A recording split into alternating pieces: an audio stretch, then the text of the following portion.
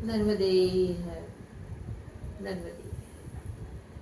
ओम नमः शिवाय, ओम नमः शिवाय, ओम नमः शिवाय।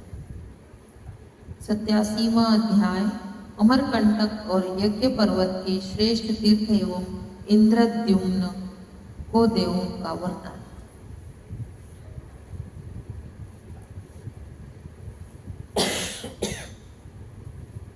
मार्कंडेय जी कहते हैं, युधिष्ठिर, अमरकंटक पर्वत पर सब और अत्यंत गुप्त पुण्य का निवास है।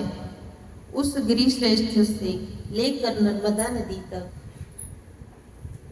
सब तीर्थ अत्यंत पवित्र माने गए हैं।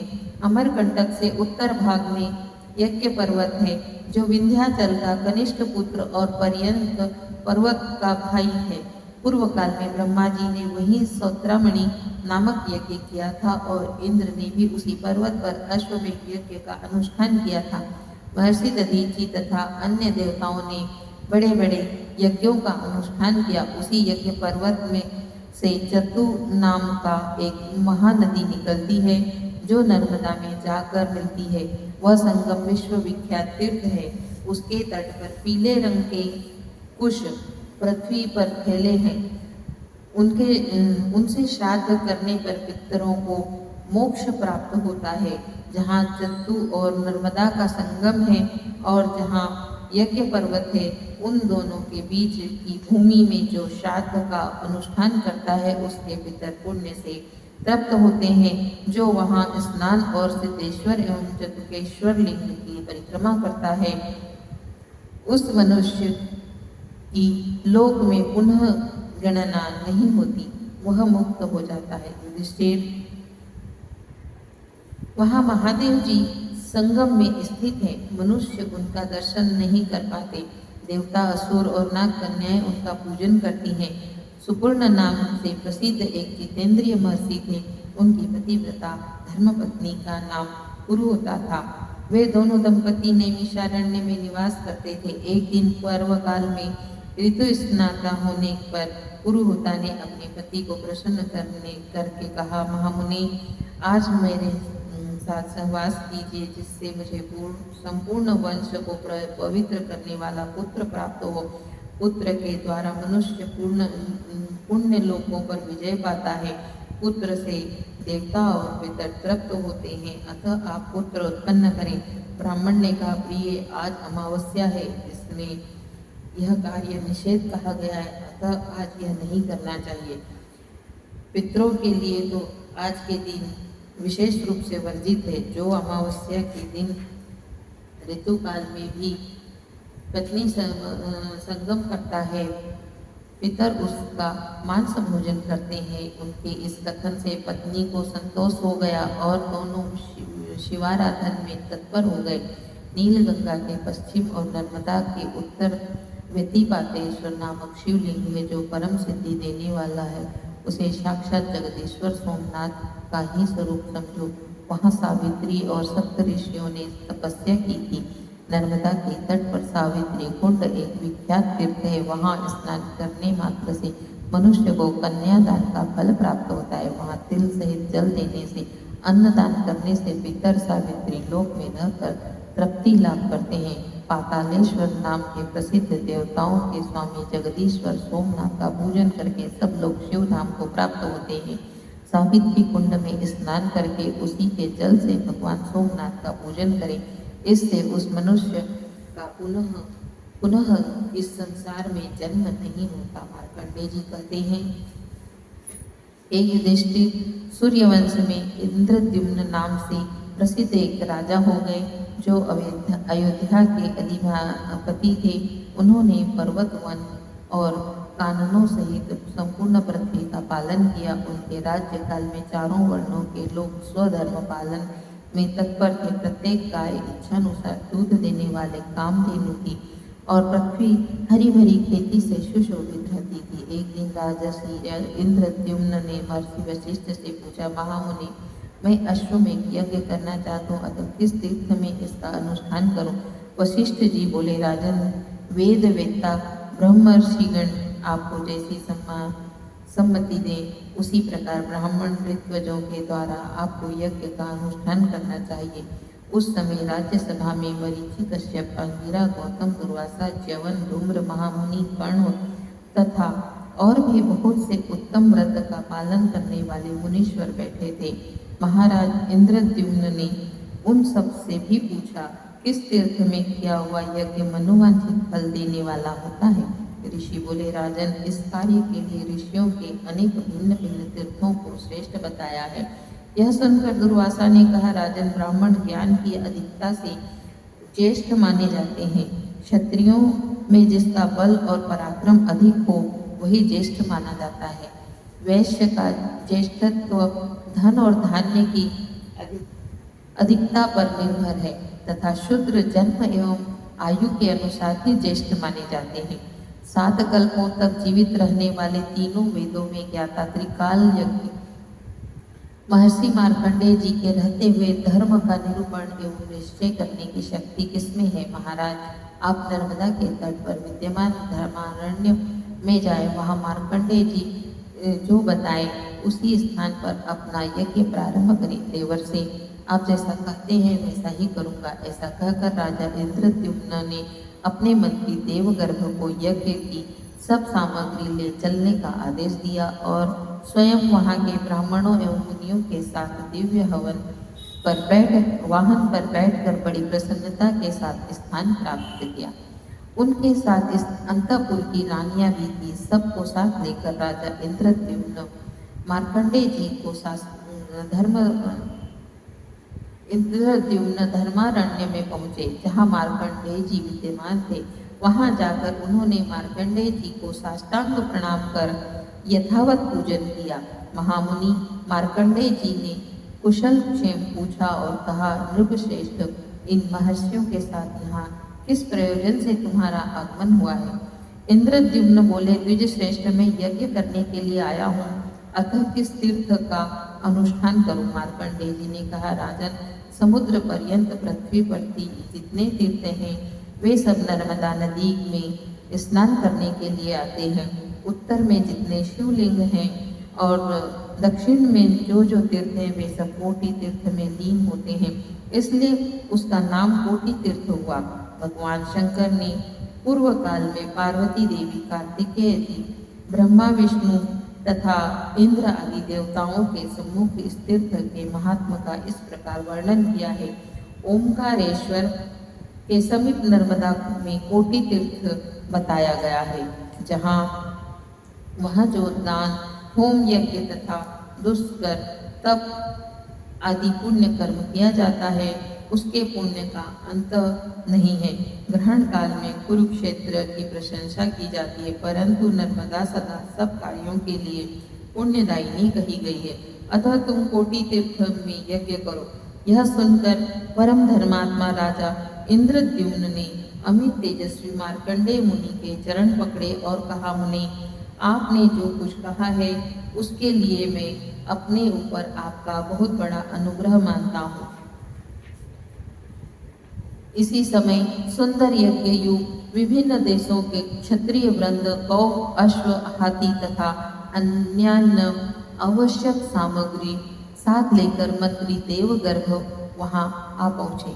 तब राजा ने 30 योजन का एक विशाल यज्ञ मंडप बनवाया, उसमें बहुत से युग लगवाए तथा अपने प्रमाण के अनुसार नाना प्रकार के कुंड निर्माण कराए। यज्ञ प्रारंभ हुआ और वेद मंत्रों की ध्वनि से भूमि और आकाश का मध्य भाग गूंज उठा। सूर्य के सदृश तेजस्वी अग्निदेव अपने धूम रहित स्वरूप से प्रज्वलित हो रहे थे। महाराज इंद्रद्युम्न ने उस यज्ञ में ब्रह्मा, विष्णु, शिव तथा के साथ संपूर्ण देवताओं का भी आवाहन किया। राजा के यज्ञ में घी और दूध की नदियां बहती थी। अनेक प्रकार के भक्ष्य योग्य पदार्थ सदा सबके लिए प्रस्तुत रहते थे। देवता, मुनि तथा 4 प्रकार के प्राणी भली भांति तृप्त हुए। अंत में ब्राह्मणों को प्रचुर दक्षिणा दी गई। इस प्रकार वह यज्ञ संपूर्ण हुआ।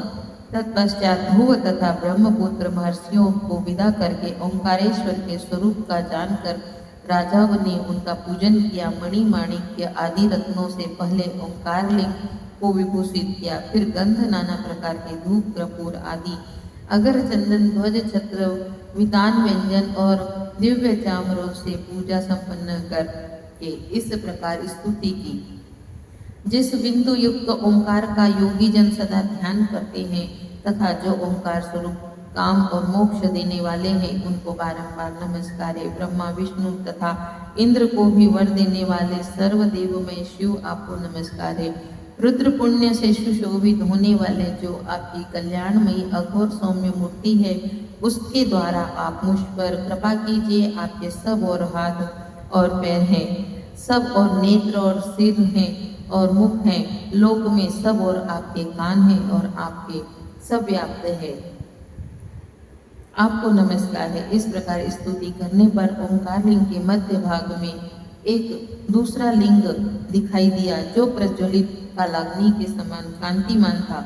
उसने इंद्रद्युम्न से कहा, राजन, तुम्हारा कल्याण हो।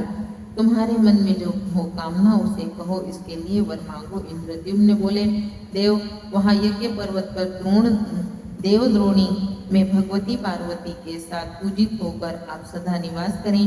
देव देवेश्वर इस तीर्थ में जो प्राण त्याग करें वह शिवलोक में जाए।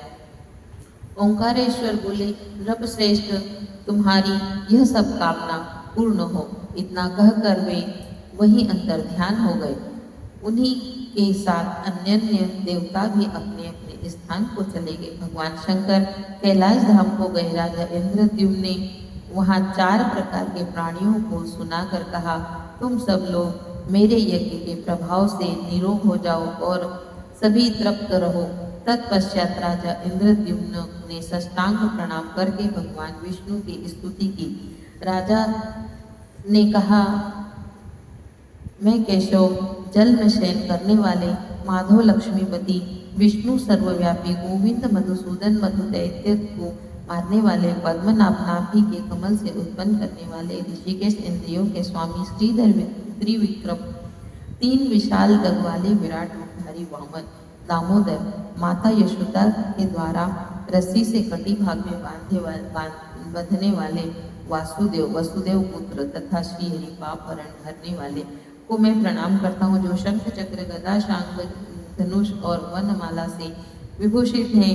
संपूर्ण लोकों के रक्षक, जगत के स्वामी, लक्ष्मी जी के पति तथा सर्वज्ञों में श्रेष्ठ है, उन भगवान श्रीकांत, श्रीधर, श्रीश को एवं श्रीनिवास को मैं नमस्कार करता हूँ। अच्युत, अनंत, यज्ञेश इत्यादि आपको नमस्कार है। ऋक्, साम, अथर्व और यज्ञ यजुर्वेद स्वरूप आपको नमस्कार है। नृसिंह, मत्स्य, वाराह और कूर्म रूप धारण करने वाले आपको मेरा नमस्कार है। पवित्र वाहन पर आरूढ़ होने वाले गरुड़ ध्वज आपको मेरा नमस्कार है।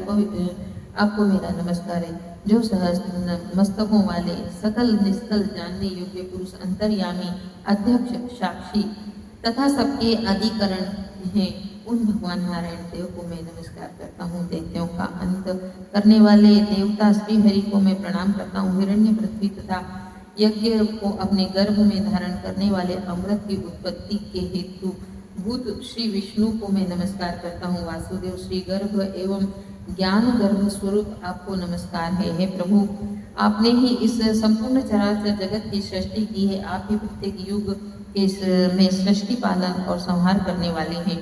आपके सब और नेत्र हैं, सब और मुख हैं। आप अव्यक्त एवं जानने योग्य है, संपूर्ण विश्व के आत्मा प्रकाशक और सबके भीतर निवास करने वाले आपको मेरा नमस्कार है। आप सूर्य, वायु, अग्नि और चंद्रमा के देवेश्वर हैं। आप विधाता हैं, इंद्र के और प्रजापति हैं। सूर्यश्रेष्ठ, आपको भी प्रसाद से मेरे यज्ञ की सिद्धि हुई है। राजा के द्वारा की हुई यह स्तुति सुनकर शंख चक्र और गदा धारण करने वाले भगवान विष्णु ने कहा, राजन, तुम कोई वर मांगो। राजा बोले, ओंकार लिंग के उत्तर भाग में वैदुर्य पर्वत की चोटी पर आप जनार्दन लिंग के रूप में निवास करो। यहाँ विधि पूर्वक आपकी पूजा करके मनुष्य श्री विष्णु धाम को प्राप्त हो, पशु पक्षियों की योनि में न जाए और तथा यमलोक में भी प्रवेश न करे। यहाँ प्राण त्याग करने पर मनुष्यों को अनेक प्रकार परम धाम की प्राप्ति हो। इस प्रकार इस तीर्थ में पितरों के निमित्त अन्नदान करने पर वे पितर आपके प्रसाद से विष्णु धाम को प्राप्त करें। श्री भगवान विष्णु ने कहा, नृपश्रेष्ठ, मैं यही अवतार धारण करूंगा और तुमने जो कुछ मांगा वह सब मेरे प्रसाद से संपूर्ण होगा। ऐसा कहकर शंख चक्र गदाधर धारी धारण करने वाले भगवान विष्णु अपने धाम को चले गए। युधिष्ठिर, हे युधिष्ठिर, इस प्रकार राजा इंद्रद्युम्न के महान यज्ञ का वर्णन किया गया। उस यज्ञ से ही वह पर्वत समस्त संसार में पुण्य तीर्थ के रूप में विख्यात हुआ। सिद्धेश्वर लिंग को ब्रह्मा का और नारायणेश्वर को श्रीहरि का स्वरूप समझो। इसके श्रवण और कीर्तन से मनुष्य विष्णु लोक को में सम्मानित होता है। तत्पश्चात सत्यव्रत परायण राजा ने तीर्थों का स्तवन करते हुए पितरों का उद्धार करने के लिए समस्त तीर्थों को मेरा बारंबार नमस्कार है। तीर्थ बोले, महाभाग, हम तुम पर प्रसन्न हैं, अतः मनोवांछित वर मांगो। इंद्रद्युम्न ने कहा, तीर्थगण, आप सब लोग मुझ पर अनुग्रह करके ओंकार के समीपवर्ती तीर्थ में निवास करो। एवं अस्तु, ऐसा कहकर तीर्थों में नर्मदा नदी का इस प्रकार से स्तवन किया। अनेक कल्प पर्यंत स्थित रहने वाली तथा महादेव के सर्वोत्कृष्ट कला रूप स्वरूपा नर्मदा देवी को हम नमस्कार करते हैं। सब लोकों में अत्यंत प्रसिद्ध एवं नदियों में श्रेष्ठ नर्मदा को हम मस्तक नवाते हैं। देवी, आप हम तीर्थों के प्रभाव से नहीं किंतु स्वभाव से ही परम पवित्र हैं। ठीक उसी तरह जैसे भगवान सूर्य की प्रभा और अग्निदेव की कांति पवित्र होती है। नर्मदा की स्तुति करके तीर्थों ने इंद्रद्युम्न से कहा, राजेंद्र, जैसे चंद्रमा की कला पवित्र होती है उसी प्रकार हे महानदी नर्मदा भी है। ऐसा कहकर सब तीर्थ अंतर्ध्यान हो गए। तदनंतर नृपश्रेष्ठ इंद्रद्युम्न ने अर्घ्य देकर गंगा जी की स्तुति की। गंगा भागीरथी देवी, भोगवती, शुभा, जाह्नवी, मोक्षदा, भद्रा, तारिणी और पापनाशिनी इत्यादि नामों से प्रसिद्ध गंगा देवी को मैं नमस्कार करता हूँ। मातः, आप ही स्वर्ग में देवादि देवों से वंदित मंदाकिनी कहलाती हैं। आपकी देवी माता गायत्री, उमा और कात्यायनी है। हे देवी, आपको साक्षात महादेव जी ने अपने सिर पर धारण किया है। इससे अधिक आपके विषय में और क्या कहा जा सकता है। भगवान चंद्रशेखर को छोड़कर दूसरा कौन आपकी स्तुति करने में समर्थ है। गंगा जी ने कहा, महाराज, मैं प्रसन्न हूँ, तुम्हारी मनोकामना पूर्ण हो। राजा ने कहा, देवेश्वरी, आप यहाँ सदा यही निवास करें। गंगा बोली, राजेंद्र, ऐसा ही होगा, मैं अपने एक अंश से सदा ही प्रवाहित होंगी। ऐसा कहकर गंगा अपने स्थान को चली गई। इसके बाद राजा इंद्रद्युम्न ने नर्मदा देवी की स्तुति की। देवी, तुम्हारे जल के प्रभाव से मैं देवताओं और पितरों के से संतुष्ट हुआ। तुमने चराचर प्राणियों सहित समस्त स्त्रीलोक को पवित्र किया। तुम संपूर्ण प्राणियों की माता और मनुष्यों के संसार सागर को पार उतारने वाली महादेवी मेखला, कल्पगा, नर्मदा और जलपूर्णा इत्यादि नामों से विख्यात होकर तुम विंध्य पर्वत की शोभा बढ़ाती हो। शुभे, सहस्त्रों वर्ष तक तुम्हारी स्तुति में संलग्न रहने पर भी कौन तुम्हारा भली भांति स्तवन कर सकता है। इस स्तोत्र की स्तुति सुनकर होकर नर्मदा जी ने संतुष्ट होकर कहा, राजन, तुम क्या चाहते हो, कहो, मैं तुम्हें वर दूंगी जिससे तुम सिद्धि को प्राप्त होगे। नर्मदा का यह वचन सुनकर ब्राह्मण नौ सहित शिव भक्ति परायण राजा नतमस्तक होकर ने कहा, देवी, यदि मुझे वर देना चाहती हो तो अपने दक्षिण तट से लेकर उत्तर तट तक 7 धारा कर ले। नर्मदा बोली, राजन, मेरे प्रभाव और प्रसाद से यह सब हो जाएगा। इस बीच में जो कुछ दान दिया जाएगा उसका पुण्य असंख्य होगा।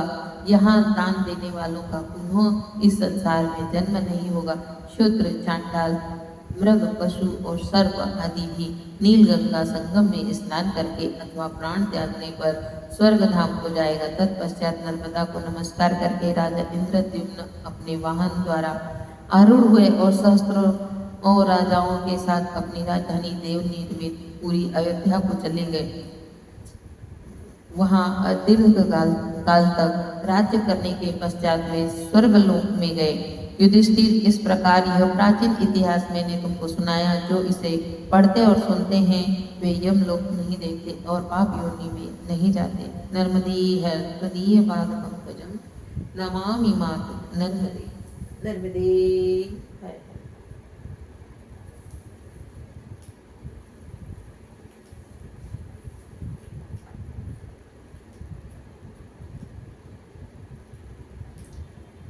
जग में सुंदर है दोनों, चाहे कृष्ण कहो या राम।